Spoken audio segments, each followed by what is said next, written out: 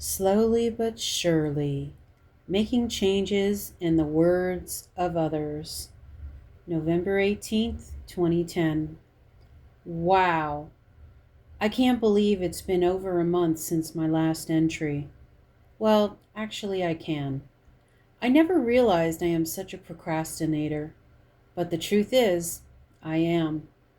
All is not lost, however, since the last time I logged in and wrote. I have some accomplishments under my belt, if you can call them that. On a measurable level, for the last 3 weeks, I've been walking for at least 20 minutes, for at least 3 days a week.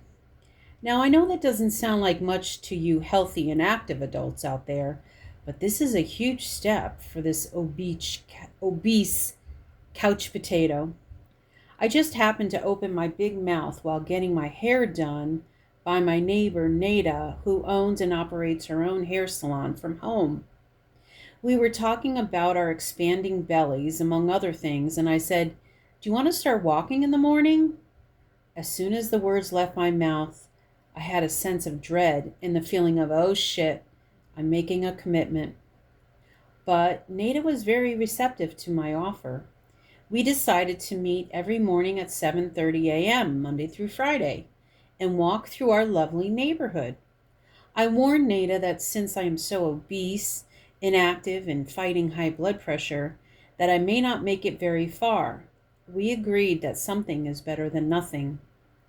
The next item is not really an accomplishment per se, but something I would label as a significant change for the better. I cut my hair off. Not all of it, but it is a drastic change from my previous hairstyle. Before Nada moved her magic scissors, she said, "Are you sure?" And I said, "Yes. I'm ready for a change. I'm sick of the same old style. Besides, it'll grow back." Now, it wasn't like I had a long mane and would be able to donate my hair to some great organization like Locks of Love or anything like that. Basically, I was going from an outgrown angled bob that just about hit my neck, no bangs, just hanging around my chin. My new style, over my ears, gotta show off my double piercing, close to the neck, and bangs. Yup, very short. I didn't care if I looked like a dyke or a man. Besides, I have makeup, jewelry, and for the most part, I always wear lipstick. I wanted something new, fresh, and light. And let me tell you, when Nada was done, I felt relieved, like a monkey was lifted off my back. I never really had long hair. My hair has always been fine, now it is on the thin side. Every time I've tried to grow out my hair, I just couldn't take it. I'd chop it off and be done with it. When it was in vogue, I had the Dorothy Hamill. I had the curly perm, and I've even had a punk style with the tail. I've had every typical hair color under the sun, sans green, pink, or blue. Right now, my short hair fits my personality and makes me feel young and rejuvenated. Can't ask for more. During the last few weeks, I have been doing quite a bit of reading. I am a slow reader. I've always been a slow reader. When I was in first grade, I had to sit with my mom and read to her while she tape recorded it. Not sure how this was supposed to improve my reading, but it did make me embarrassed to hear myself.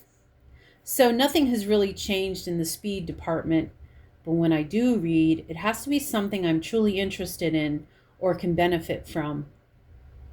This is why I tend to stick with nonfiction self-improvement types of books. Occasionally, I will fit in a fiction book, but a good 80% of the material that I read is nonfiction.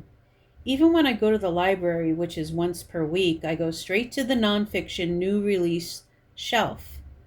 So here is a short synopsis of what I've been reading in a minute review, if you will.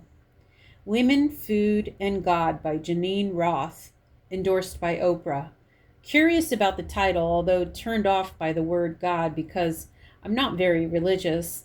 It was actually stating obvious things like eat what your body wants, eat until you are satisfied.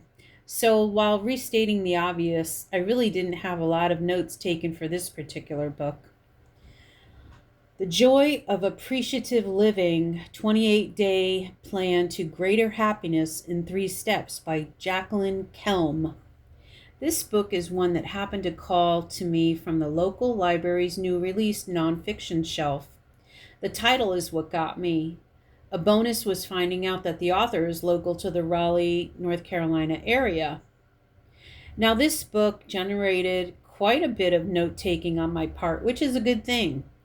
There are a few thought provoking exercises in the book, which is always a plus when you are on the journey to self discovery. I like how she was relatable and makes the steps easily achievable. She doesn't berate you if you slip up and relates that she is human and has slipped up before. She offers ideas for staying on track. What are the 3 steps, you ask? Well, I don't really want to spoil it for you because I do recommend this book, but I will say that you will be able to appreciate your life more, increase your joy, and express your gratitude. If you are aching to make a change in your life, set some goals and accomplish them, this book will help you sort it out and motivate you to get started. Getting the Pretty Back by Molly Ringwald. Okay, yes, I admit I am a fan of her work, and her teen angst movies spoke to me. I still enjoy watching them and was lucky enough to see her a couple of years ago when she was touring with Sweet Charity. She's always been classy and maybe even a little snooty, which I kind of like. This is not your typical former child actor sob story, former addict in recovery biography. And believe me, I've read the recent Valerie Bertinelli, Mackenzie Phillips, Jodie Sweetin, Melissa Gilbert, etc. bios, which I've enjoyed, my guilty pleasure.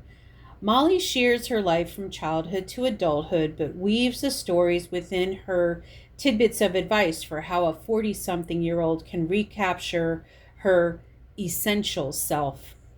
It is a good message, and there is some pretty good advice, but some of the references are out of my price range and lack relatability. This is where the snooty comes in, but only a little bit. Read if you're a fan. If You Have to Cry, Go Outside, and Other Things Your Mother Never Told You by Kelly Cutrone and Meredith Bryan. Yes, even at 45, I must admit that I still watch MTV and have been a victim of the addictive series, which include Laguna Beach, The Hills, and The City. It is sad but true. I have no life and therefore choose to live vicariously through younger, wealthier, and better-looking women. Oh well, at least I admit it. But Kelly Cutrone, whom I believe first popped up on The Hills, totally made these type of reality shows realistic. She put the real in reality. Her demeanor and refusal to treat these pampered, privileged kids with kid gloves just melted my heart. I love her honesty and caustic style, even though it is a little harsh. But that is just her being her, and to me, if she is living her authentic life, then I want to know how she does it. I love how she doesn't apologize for herself and gives many good doses of tough love. This is the kind of book that I would have benefited from when I was in high school or college. Perhaps I would have mustered up the courage and self-confidence to go for it and fuck everyone else. But I guess it's never too late, is it? You Can Heal Your Life by Louise L. Hay. How did I come across this book? My niece, who is a successful model in New York, shared a list of books, and this was one of them. Yes, it is an older book, but it is still relevant today. This is an excellent book if you are truly serious about overcoming your past, delving deeply into your pain, doing hard introspective work, and begin to truly heal. It is a book that allows you to be your own therapist at a much cheaper rate. If you are stuck in the past like I was, and desperately want to move on and stop using excuses, this is the book to read. Commit to doing the exercises. Spend the time thinking and being honest with yourself. Allow yourself to shed the shit that is holding you back and move on with your life. This book is highly recommended. Secrets of the Millionaire Mind by T. Harv Eker. This is another book that will motivate you into the right mindset. It will pump you up and make you realize that what holds us back in life are our thoughts about ourselves. It also makes you realize that we have the power to change our thoughts so that we can get the most out of our lives. We can overcome the past and create a new, fruitful future with the power of our thoughts.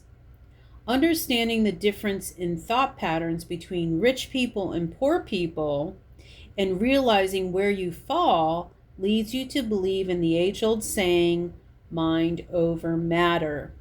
I believe this is a precursor to The Secret, and a lot of the inspiring dialogue which makes you believe anything is possible resonates in this book.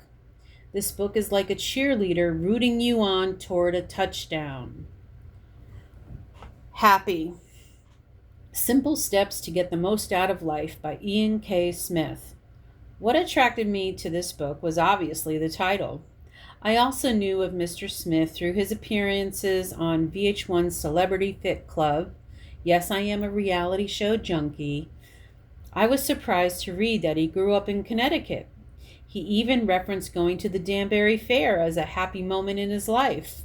So this book had a comfortable point of reference for me since I grew up in Connecticut as well, and I remember the Danbury Fair.